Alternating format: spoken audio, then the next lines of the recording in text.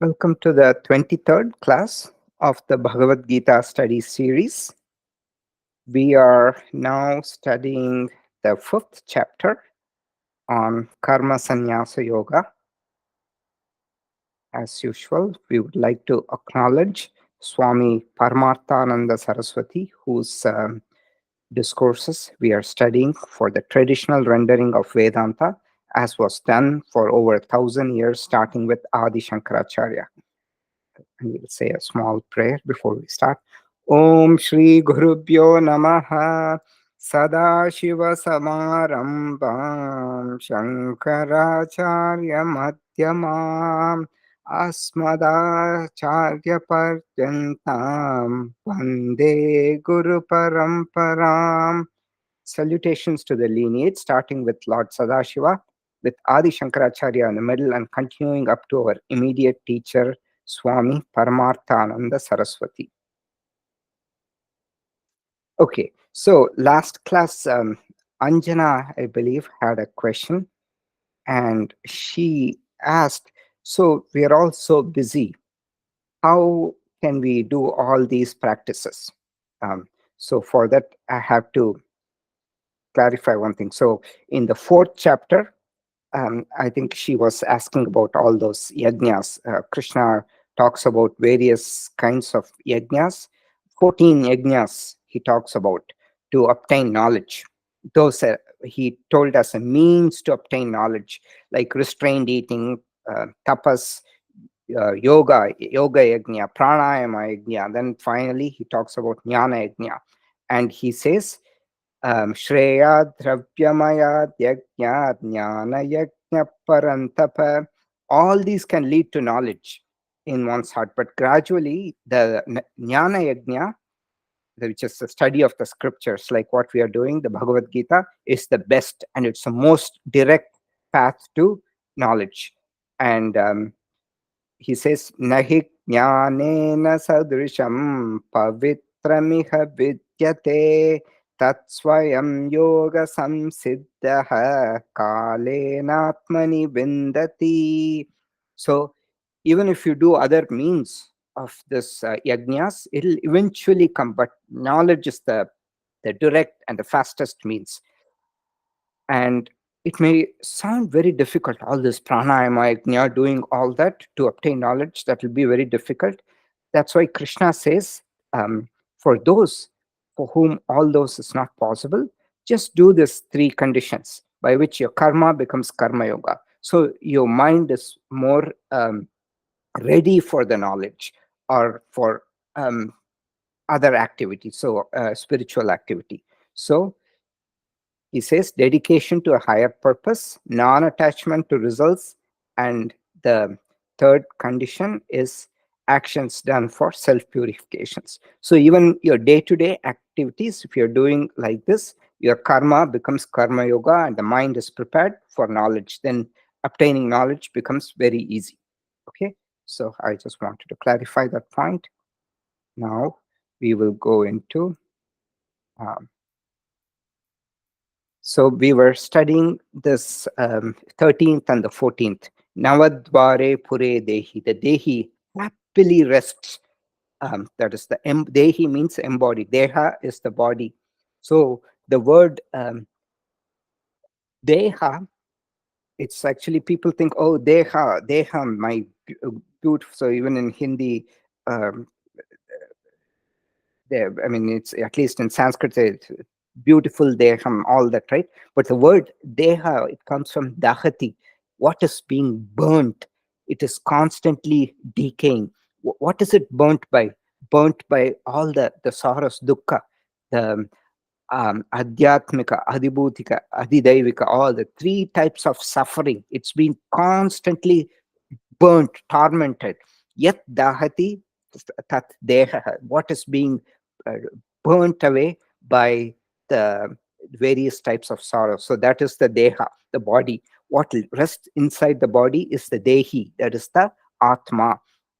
So we were studying this 15 5.13 and 14. Sarpa karmani manasa Sanyasyaste sukham vashi navadvare pure dehi naiva kurpanna karayan. Renouncing all actions mentally with knowledge, the happy, self-controlled person identifies with the embodied one, that is the Atma, which rests in the nine-gated city, neither acting nor causing others to act. Very, very important shloka. I marked it with a star. What the nine gates refer to the seven openings in the head, that is the two eyes, ears, nostrils, and the mouth, and the two uh, organs of excretion and reproduction. So nine gated city. That's how the body is known. And naiva kurvan na karayan. It doesn't do any actions, neither acting nor causing others to act. So the Atma, the consciousness, does not do actions and it does not act. And nakartrutvam nakarmani lokasya srijate prabhu nakarma pala sankyogam swabhavastu pravartate. Neither agency. So if you instigate others to do actions, you take agency, like a CEO telling somebody else to do something. Um, but then everybody say, okay, the CEO did this, but it's somebody else who did that, right? So it's neither agency, doership, nor actions does the Lord create for anyone in the world, nor does it create a connection with the results of actions, because you will get the karma pala only if you do actions. If you do not do actions, there's no karma pala. So Atma does not reap the karma pala. Where does all the karma pala go to? It goes to the Sukshma Shariram. So at some point, I will talk about the Sukshma Shariram. Usually, before we study Vedanta, there are what are called the Prakarana Granthas, that is Tattva Bodha, Atma Bodha, Viveka Chudamani. All these are explanatory texts. They explain what karma is, what Sukshma Shariram, all those things they explain. So we will intersperse it throughout this presentation. So I will do that next time. So, and what causes all this? One's own nature, swabhavastu pravartate. One's own nature leads to all this agency, doership, all these kind of things. Okay. And the way of the jnani, the wise person identifies with the Atma. The wise person does not identify with the body.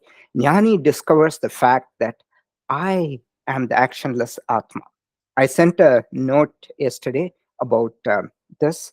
So the wise person, he knows that anything that is an object of perception is not I. So if my thoughts are not me, because the thoughts are something that I perceive in the mind, right? If you perceive anything, it is not I. Similarly, the notion of ahankara is also a vritti in the mind, and it is not I. So all the actions are transferred to the body mind complex. The body mind complex has to act in the world, it just can't sit still for long amounts of time, and it will have to reap the result or lack thereof also. Okay, if you act, you reap the results. Jnani thinks, in my presence the body mind complex acts. So there is um, there is the consciousness. I am the consciousness. In my presence there's consciousness is kind of enlivening the body mind complex. It comes alive with all the images, everything.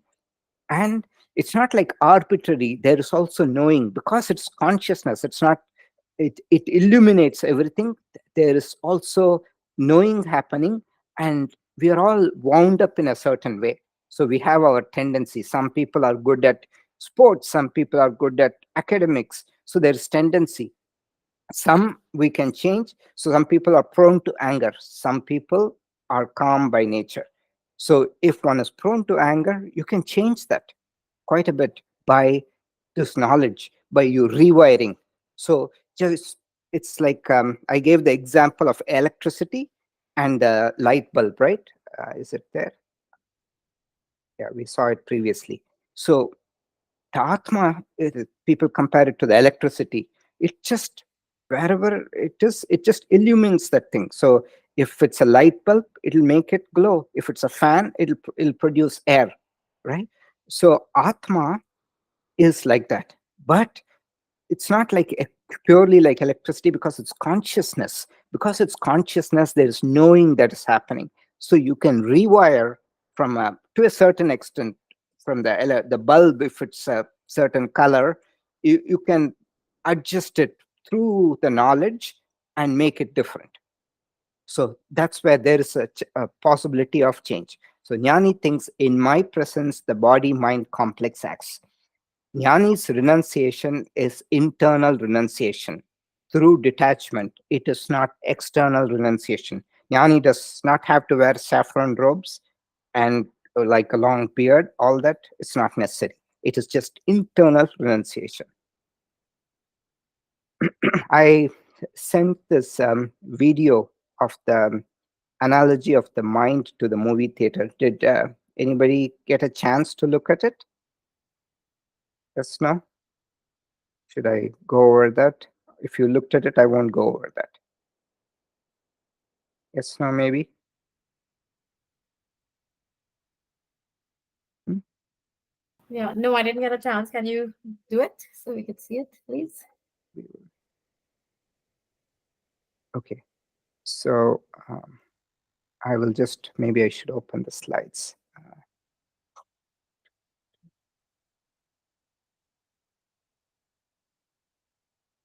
Okay.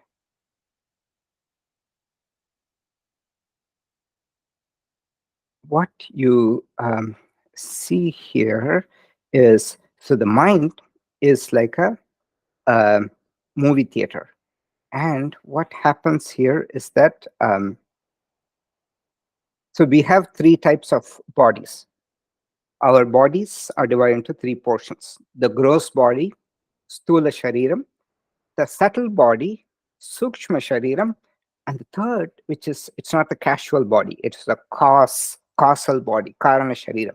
This is the one which is not a little difficult to understand. The mind belongs to the Sukshma Shariram. I will describe all these three in the next, maybe in the next class, I will describe. And the mind has four parts: manas, memory or feelings, which is distributed throughout the body.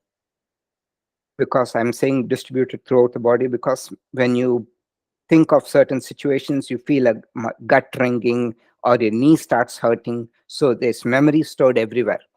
Buddhi is the intellect. Then ahankara, it is the notion of I. Then the chitta is the screen, the contents of the screen in which everything is played. And this is the movie theater of the mind. This is the closest link to consciousness. Consciousness is called chit. Chitta is the contents of the screen of the movie theater, and including the sounds. So behind all this is the original consciousness, the Sakshi Tattvam, witness principle. And by definition, the Atma cannot be comprehended, the consciousness. So this is how the mind is. So there's a movie theater, constantly images and sounds are played. And the film, where is the film coming from? From the senses. So all the sense organs, everything processes and it goes to film, it's being played in the mind. And at some point it rewinds, it goes from memory, everything is then stored in memory. And then from memory, it comes this way and it starts playing. So that's how the movie theater works. Now, this reflection on the screen. So what is lighting everything is this projector lamp. Think of it like the Atma, the true consciousness. Does it do anything? No, it just illumines. And there's a reflection on the screen. This is called the reflected consciousness or Chidabhasa. And this is the one where knowing takes place.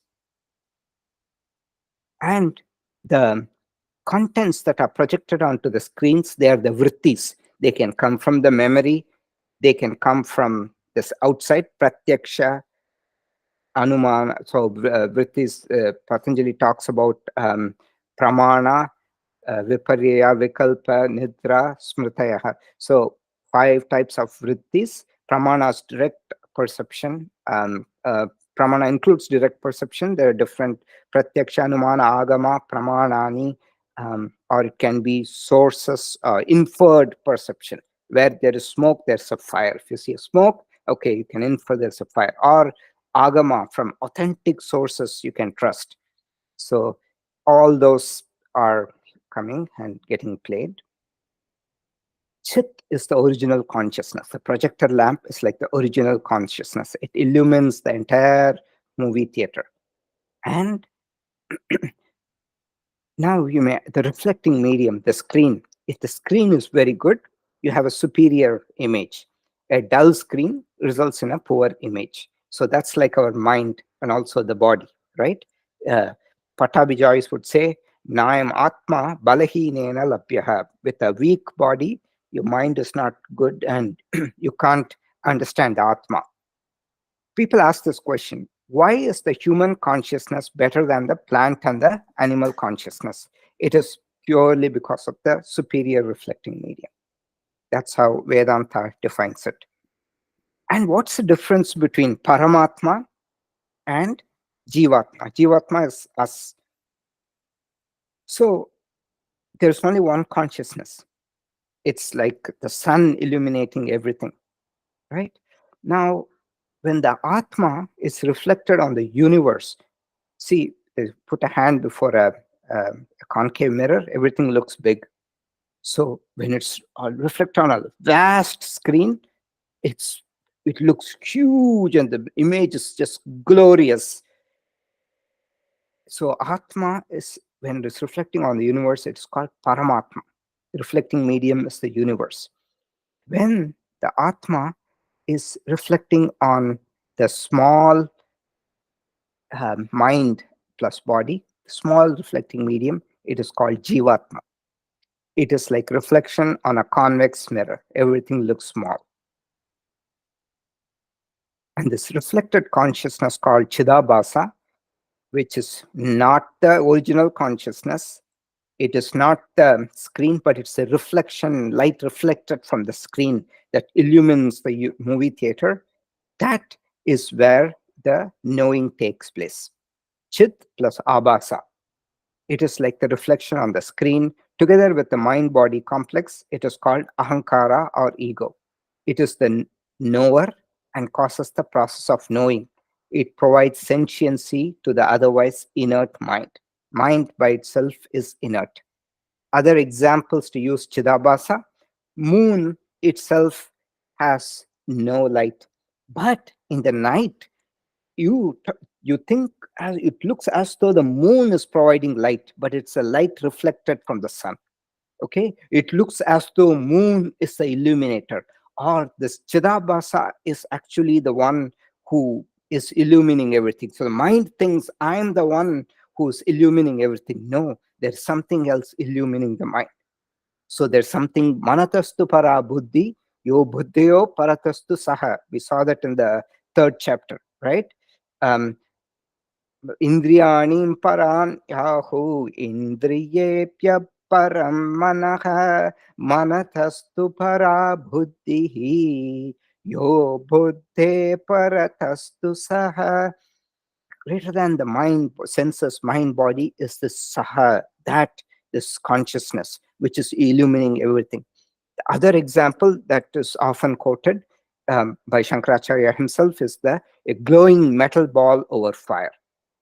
Okay, the ball starts to glow. It is hot, glowing. It looks as though the ball is like a fire, but once you take it, keep it away for long, the heat and the glow will go away. So it is kind of taking, it is borrowed, like borrowed heat, like that. It's borrowed consciousness, you can say reflected or borrowed consciousness. This is borrowed light. Okay, so now we saw this very important concept of Siddhabhasa. Now let's come back to our original thing. So this is how the mind is. So there are two selves. Okay, there is ahankara and the consciousness. So the I that you think is me is not the actual I. The actual I is the consciousness. The I that you're thinking is a notion, vritti in the mind. Oh, I am the mind, body, and all this. I am intelligent, all that. It is, you're not intelligent. It's just the reflecting medium is smooth. And you're not dull or stupid either. It's the reflecting medium that is not great. You are this essential, the consciousness, the light which is illumining everything. That is you. Ahankara is a notion of the mind body complex illuminated by the consciousness. It is like a mirror reflecting light from another source. So it's a notion of this. This you think is um, I, but actually, I is this big sun illuminating everything. Ahankara is a vritti, thought notion.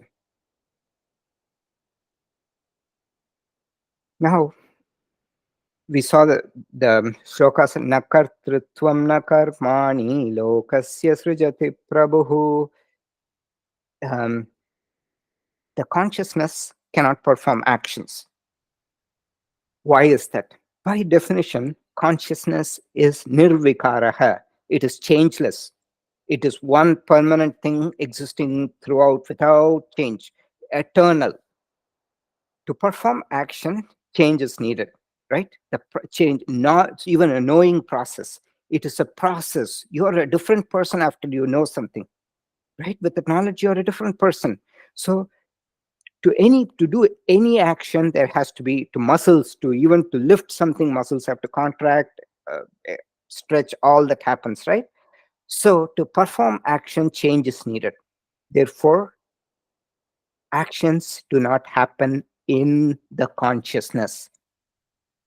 It is akarta. And if it is akarta, it has to be abhokta. It doesn't reap the fruits of actions. No karma palam. So I sent this note yesterday. Did you have a chance to look at it? How one's thinking evolves during Vedanta study. Did anybody try to look at it? Yes, no?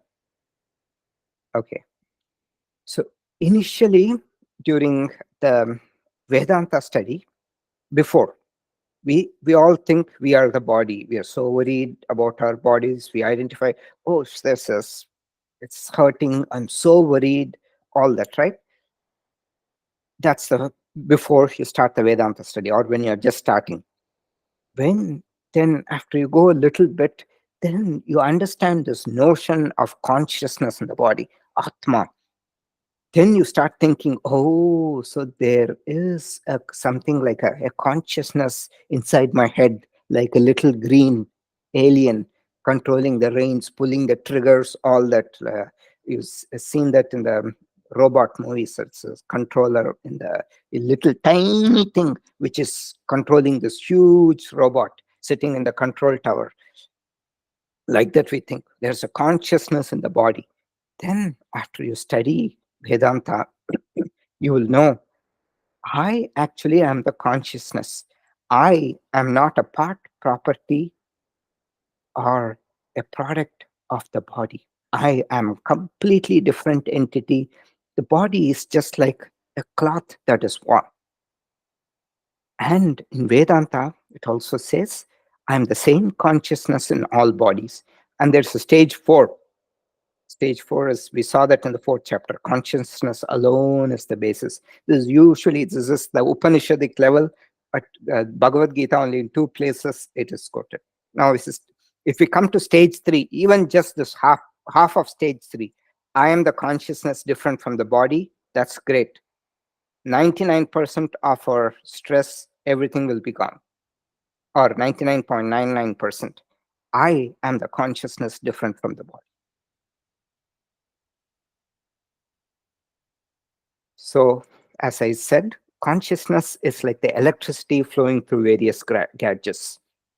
It's the same electricity that flows through all. When enlivened by electricity, they all produce different sensations, like a bulb producing light, fan producing wind or air. Similarly, consciousness just enlivens anything in its presence. Depending on the gunas, some produce good deeds and some produce bad deeds. Some um, jivatma. There's a big but. Okay, so illumining something without involvement is called sakshi tattvam, sakshi bhavana. A jnani, wise person, remains a witness. Sakshi is witness. There is Swamiji would tell this story. Sometimes he's told that several times in his discourses. There was once a thief. The thief committed a theft. He was caught, so he was produced in court. And being a clever thief, he knew that he knew about the judge. He reads up about the judge and comes to know that the judge is a Vedantin. So he quickly goes into the internet and studies about Vedanta. What's the core concept? The core concept is you are the consciousness, you are not the doer. The doer is the mind body complex powered by the reflected consciousness. But you don't do anything. Then he uses that and tells the judge, okay, judge, I did not commit the crime.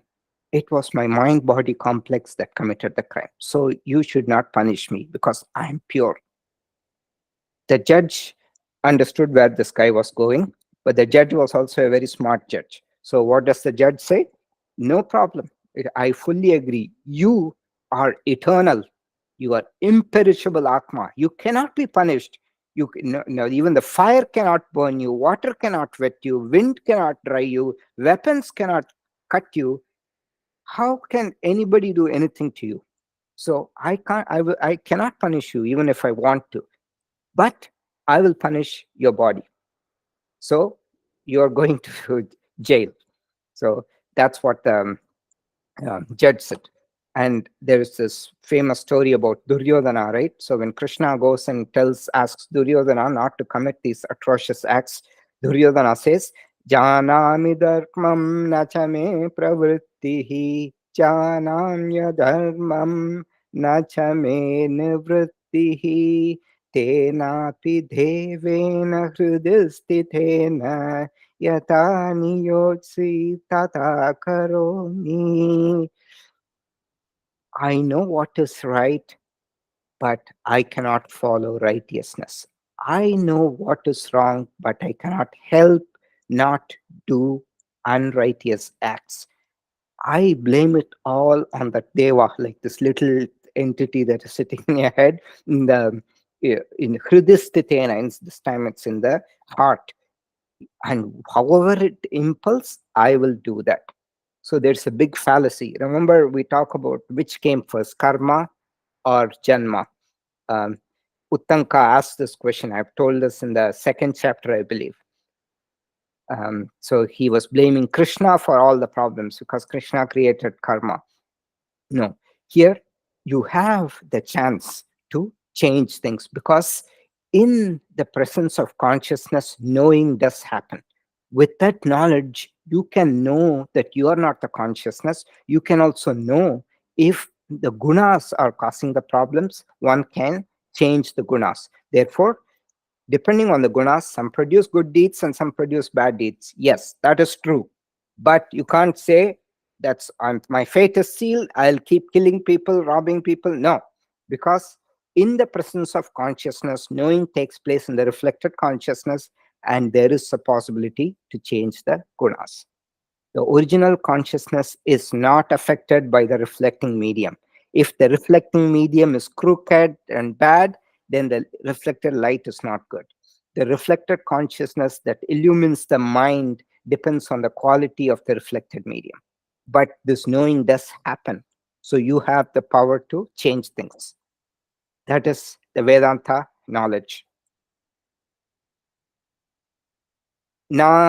te kasyachit papam na chaiva sukrutam vibhuhu ajnanena vratam jnanam tena muhyanti jantavaha.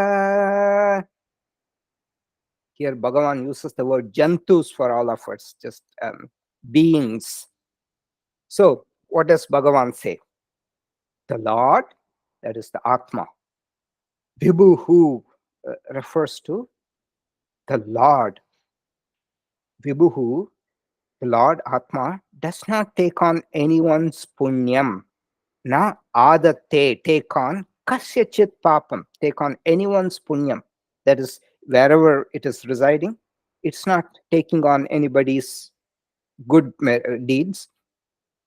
Nacha eva suk, so na te kasyachit papam, it's sin, or nacha eva sukritam. Sukritam is merit, punyam. And the knowledge is covered by ignorance, and because of this, people are deluded. It is in the Vedanta, it gives the example of clouds covering the sun. When the wind comes and moves the clouds away, the sun is revealed. Ajnana eva avritam jnanam. By ignorance alone, ajnana is ignorance, avritam is covered. Ajnana eva avritam jnanam. Jnanam, knowledge is covered totally only by ignorance. Tena muhyanti jantavaha. And because of this, muhyanti is deluded, jantavaha or beings. Here he uses the word beings. So the summary in Shlokas 13 and 14 is that Atma is akarta and akargita, non-doer and non-instigator. Atma is abhokta, it's told in the 15th shloka, non-reaper of the results of actions. And this is quoted again. So now we are talking about Atma and even at the level, the Brahman. So Atma and Brahman are the same. In the context, it's like a home, right? Space, there's one continuous space all the way into the galaxy universe. Inside the home, the space is called inner space. Outside, it is outer space. Outside the earth, also outer space. Inner space, still space. Space is space. So Atma is used in the context of the body. Brahman, same space, is used in the context of the universe. So in the 9th chapter, Bhagavan says, Nacha mam tani karmani nibattanti dhananjaya udhasina vadasinam asaktam teshu karmasu. So Bhagavan here says, O Dhananjaya, these actions do not bind me, who am unattached with those actions and who remain like an indifferent person. So, in the 9th chapter, we'll see Bhagavan is describing Srishti and Laya, creation and dissolution of the universe. He does all this, but these actions do not bind, who am unattached. In my presence, everything acts. So, in the Vedas, it's very beautifully said, by fear of me, the sun rises, the wind blows, all those happens. It's not like fear, but in the presence, in the Atma Bodha, the Shankaracharya gives this example. Sometimes you just need they call about talk about a leaderless country as being a disaster. A leader is just needed. Sometimes in the king's court, usually king is not doing something. He just comes, sits in the throne, the ministers discuss, they take all the actions. King is just sitting there. But it is the presence of the king that causes all this to happen. It's like, oh, the king is there, we better behave. Otherwise, there will be things will go amok, right? There will be no law, no order. So Atma is like that. In the presence of the Atma, everything happens. Sun rises, all that happen. In the presence of the Brahman, everything happens. But these actions don't bind me, the Brahman, whom unattached. Udasinavat asinam. I think, Patya, you asked me this question. What asinam? Asinam means just resting. Udasinavat, like an indifferent person. I remain, I rest like an indifferent person. Patya, you remember this shloka? You asked me sometime, right? Earlier.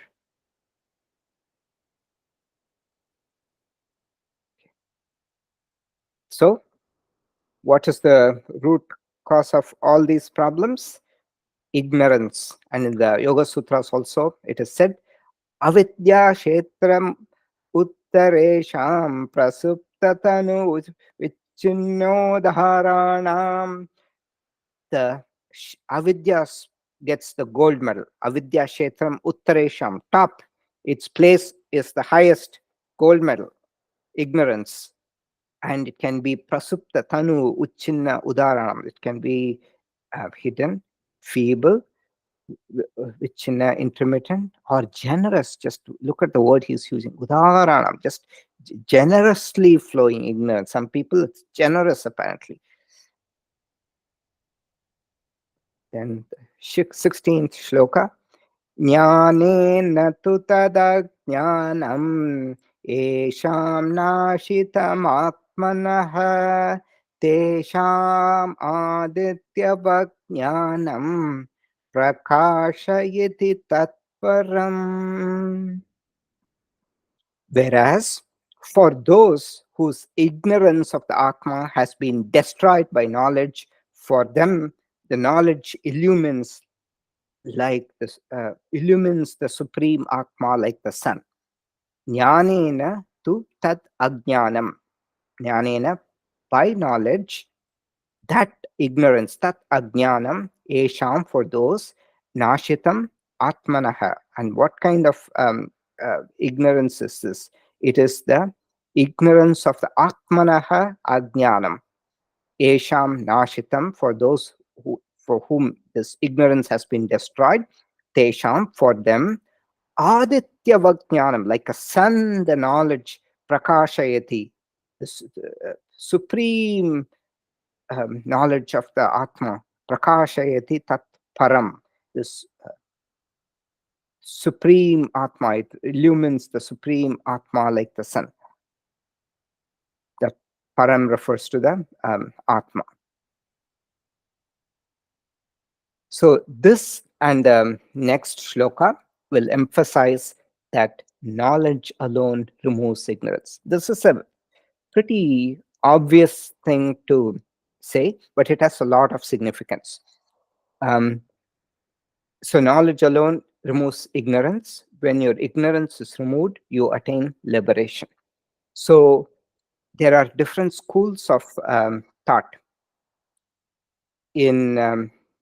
So they're called darshanas, different viewpoints. There's yoga and there's Vedanta.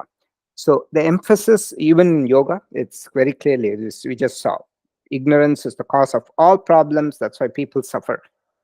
Um, But it says by meditation, by making the mind so pure, you understand the nature of the Atma and you get liberation. Whereas in Vedanta, this is emphasized a little more. That's why Vedanta supersedes yoga, which means Vedanta includes yoga. But in Vedanta, it's believed that you can attain liberation only through the clear understanding of this difference. It's just by sitting and meditating, you make your mind prepared, but it's eventually this knowledge.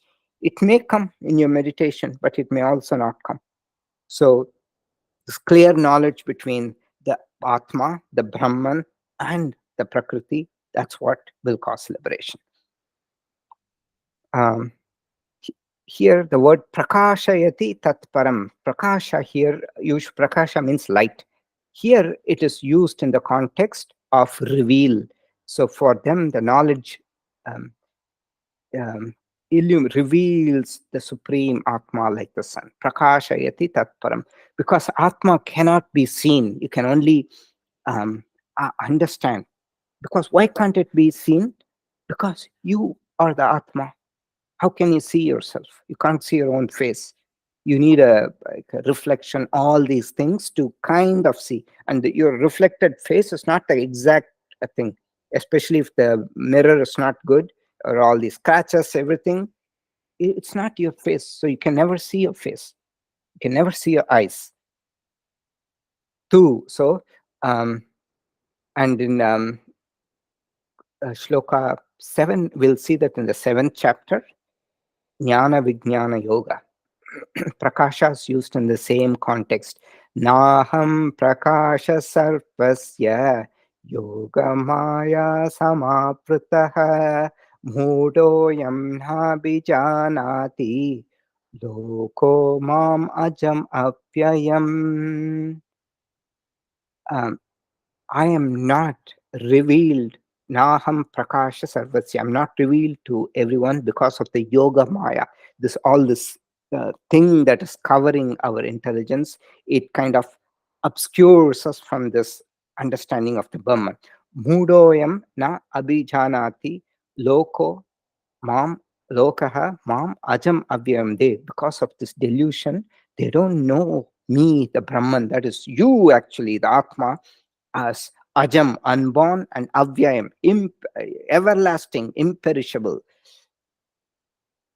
Okay, so who here means whereas Esham, for those, Tad Atma, Tad Atmana Ajnanam, the ignorance of the self, Jnanena Nashitam, Jnanena Nashitam.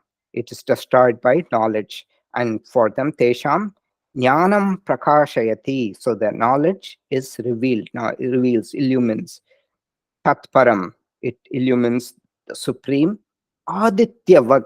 Adityavaj means like the sun, it illumines the supreme, like the sun illuminating everything.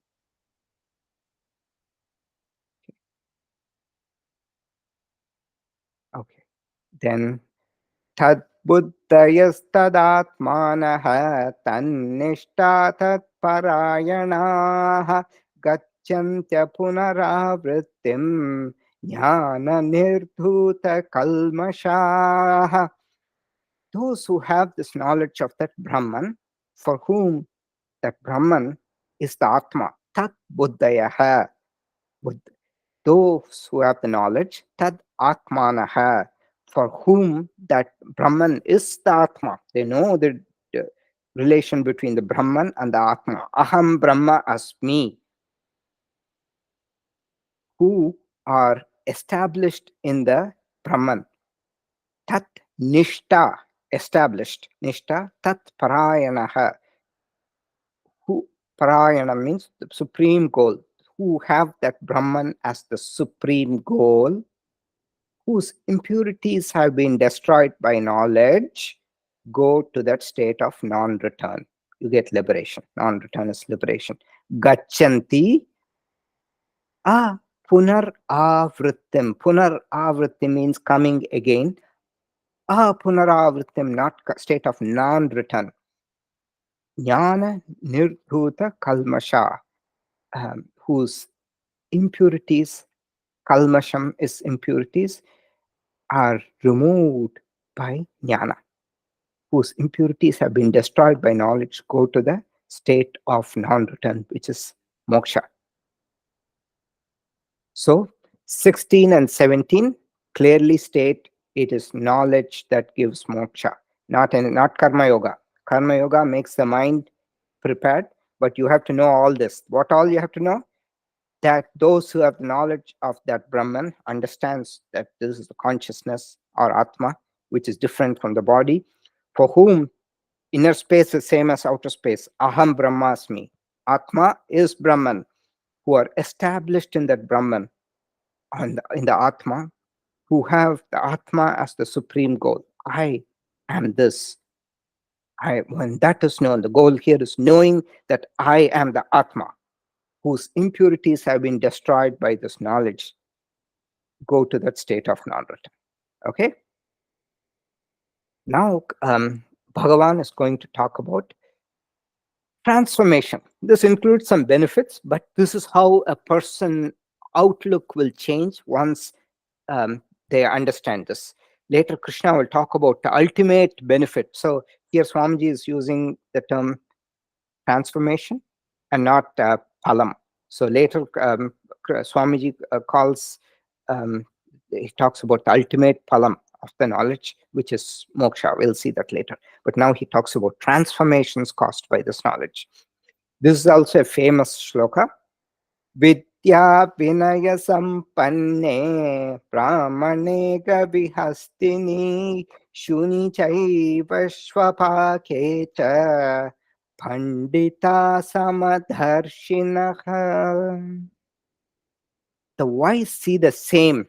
What same? The Brahman in a Brahmana, a scholar, a Pandit, endowed with knowledge and humility. So, most important thing for a scholar is humility and knowledge. Then a cow, Ghavi, gha, cow, Hastini, female elephant, Shuni, dog. Then Shwapaka is the eater of dog meat, considered low somehow in the society. But the wise see the same Brahman in all these beings. Previously in 5.7, we saw that the yogi sees the same self in others. Here, Bhagavan says the jnani goes the same a little further and sees the supreme Brahman in all beings. And in this and the next verse, Krishna is pointing out the transformation in the outlook of a jnani. Um, इहैवस्तैर्जितः सर्गः येषां साम्ये स्थितं मनः निर्दोषं हि समं ब्रह्म तस्मात् ब्रह्मणि ते स्थिताः. Look at the words. Bhagavan is saying, Ihaivastair, not after 1,000 more births. Here and now, here itself, iha eva sthair. So iha eva, here itself, sthair, by them, jitaha sargaha. He says they conquered birth. They're not saying they conquered death. Okay, they're not reborn. That's what Bhagavan is saying. They conquer birth by those whose mind is established in sameness. Esham samye sthitam manaha. Samam is equal.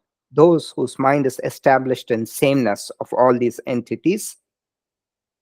Nirdosham hi samam brahma.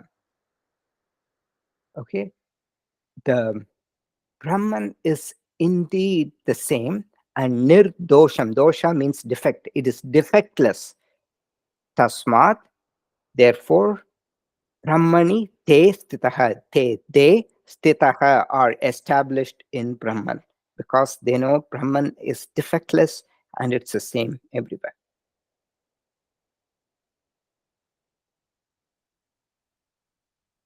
Okay, so here Krishna, um, there are two muktis, Jivan Mukti, Videh Mukti. In the scholarly circles, there's a debate about philosophical debate. Can a person get liberated while living, or it's only after death? The shloka says, right now they are liberated. So it is possible to get Jivan Mukti. That is, while living here and now, liberation while living. Videha Mukti means Videha, when the Deha is quit after death, they get Mukti. But here he says Jivan Mukti is possible. So this is a shloka which is used to say that Jivan Mukti is possible. Then it's just a shell. But the jnani still acts for the welfare of the world. We saw that, right? The jnani has to do nothing, but they still act for the welfare of the world. We saw that in the 3rd chapter. And even Bhagavan says, so I don't have to do anything in the 4th chapter, but I still act, because if I don't act, everything will get confused. So, loka sangrahamevapi sampashyan kartumarhasi. So, for the welfare of the society, the jnani acts. After the prarabdha karma is exhausted, the body will fall. न प्रहृष्येत् प्रियं प्राप्य no द्विचेत् प्राप्य च प्रियं स्थिरबुद्धिरसम्मूढः Brahmavid Brahmani Sthitaha. Okay, this shloka is talking about a jnani who has become a Jivan Mukta, liberated while alive. That person, as I said, has to still live in the world till death, till their prarabdha karma is exhausted. And how do they act? This is how they act. Um, Gaining the pleasant, priyam prapya, gaining the present, na prahrishyet, they are not elated. Na udvijet prapya cha apriyam, that is, apriyam means unpleasant. Gaining the prapya apriyam, they are not troubled. Udvijet, troubled. Sthira buddhir asammudaha brahmavid brahmani sthitaha. Brahmavid, the knower of the Brahman, who is brahmani sthitaha, who's firm in the knowledge of the Brahman. Sthira buddhihi, it's firm knowledge, right? Asammudaha, free from delusion. Their knowledge is established in Brahman. So our lives are controlled by three factors: desha, kala, and prarabdha karma. We can partly control things. So there are some things which we have no control. You have to accept prarabdha karma at some point. There are some things which we can change. It's trick to know what you can change, what you cannot. It's a tricky thing. It needs a lot of reflection. But gaining the pleasant, they are not elated. Gaining the unpleasant, they are not troubled. So they know that. So here Krishna uses, okay, before that, this samatvam, this evenness of mind is quoted as a benefit of Atma Jnanam. So last two were the transformations, 18 and 19, the sameness, right? They've conquered birth, and they see the same. And now Krishna is saying this benefit of Atma Jnanam is a samatva. This is also a transformation, more like a benefit. Prahrishyet means uttishtet. So may you rise, or like prahrishyet means may the wise not rejoice. So Krishna is not saying may the wise not rejoice, means, oh, the wise, even after attaining this knowledge, if they start rejoicing, then they will lose all the knowledge. No, once you get the knowledge, it's permanently sealed. There's no coming back. In the last shloka of the second chapter, we saw that once you reach that place, there is absolutely no coming back. They punaravritim, they just go to Brahman and simply stay there in that state. So there is no coming back for those people. um, एषा भ्राम्यस्थितिः पार्थ नैनां प्राप्य विमुह्यति स्थित्वाप्याम् अन्तकालेऽपि ब्रह्मनिर्वाणमृच्छति. Having attained this, one is not deluded. One gets liberation. So there is no coming back from that state. So Krishna is not saying, may the wise not rejoice, because if the wise rejoices, they'll come back. No, he's just saying um, the wise do not get upset. That's how we have to interpret it. And this remaining in fullness, we've seen another shloka, a very beautiful shloka, again in the second chapter.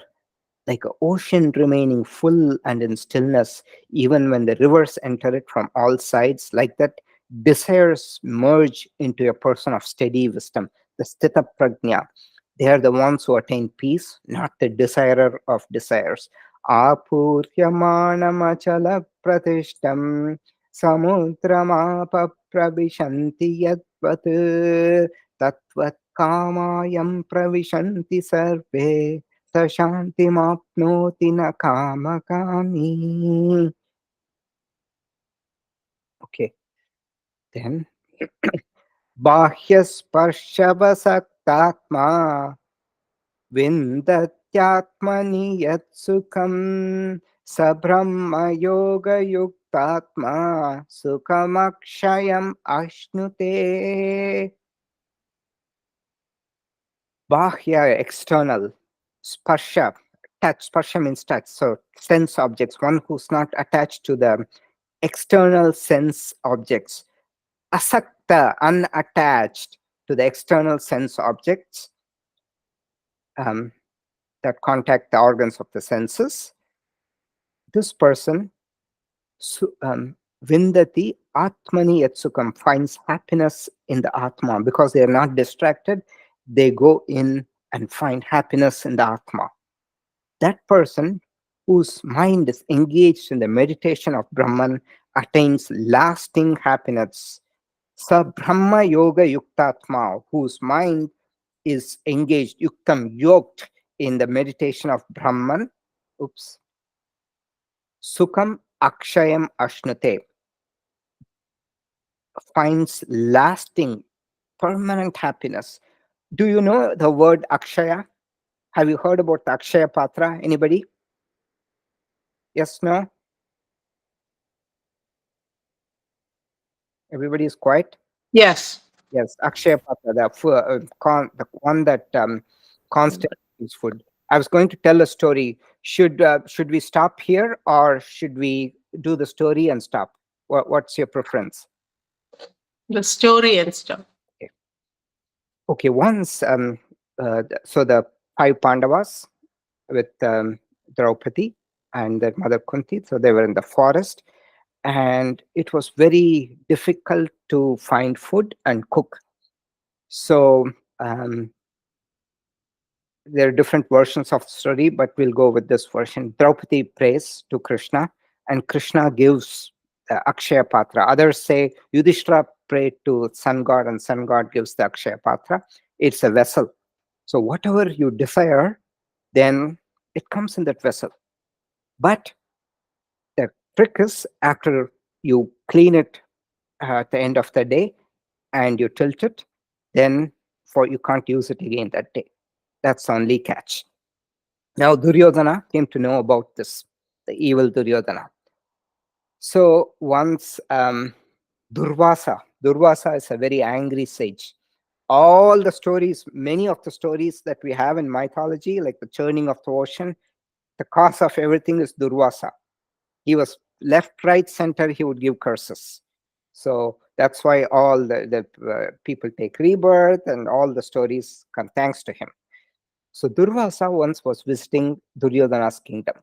Duryodhana was very worried because he is known for giving curses. Duryodhana pleased him in every way possible. So Durvasa was very happy. Durvasa said, I'll give you a boon. Then evil Duryodhana, see how his mind works. He immediately said, oh, okay, so now the Pandavas are there. I know about Akshaya Patra. After Draupadi cooks the last meal at after 6 p.m., she turns it and that's it. After that, it can't be used. So let's make Durvasa give a curse. That's the best way. So he asked Durvasa, can you please visit my cousins in the forest? But they'll be away. Just visit them after 6 p.m. This is my request. Durvasa said, so be it. I, with all my disciples, I'll go visit them. So then Draupadi, 5:30, dinner, early dinner over, finished, and she's tilted the Akshaya Patra, put it upside down, so it can't be used. And then Durvasa comes, and all the five brothers are panicking. Durvasa, what's he going to do? Then Yudhishthira says, sure, we will get the food. The Durvasa says, we are very hungry, please provide us food. Yudhishthira says, yes, Durvasa ji, we will provide you. You go take bath in the lake or river and come, and we will get everything ready. Then Draupadi is panicking. How could you say that? This is it's over. The patram, we used it. We can't do anything. So she was hopeless. Just she prays to Krishna, and somehow Krishna appears there. Krishna says, oh, I was just wandering around. I heard your prayers were talking loudly. So I just thought I'll come. I'm very hungry also. Draupadi is like shattered. Durvasa, now you are also hungry. What can I do? But being Krishna, Krishna and Draupadi are very good friends.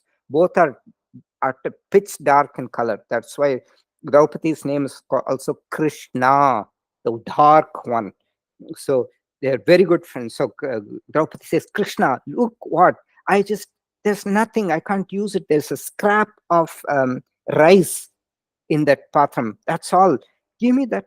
So Krishna eats that. Immediately the entire world is satiated. Everybody feels full. So Durvasa takes bath. He was starving his disciples. Then his stomach is full, so full that he doesn't want to go and not eat. He tells his disciples, it's best we sneak away because we don't want to go and waste the food. We'll just sneak away. It's okay. So we'll just go. So Durvasa leaves. So this is the story of the Akshaya Patra. Okay. With that, we will stop.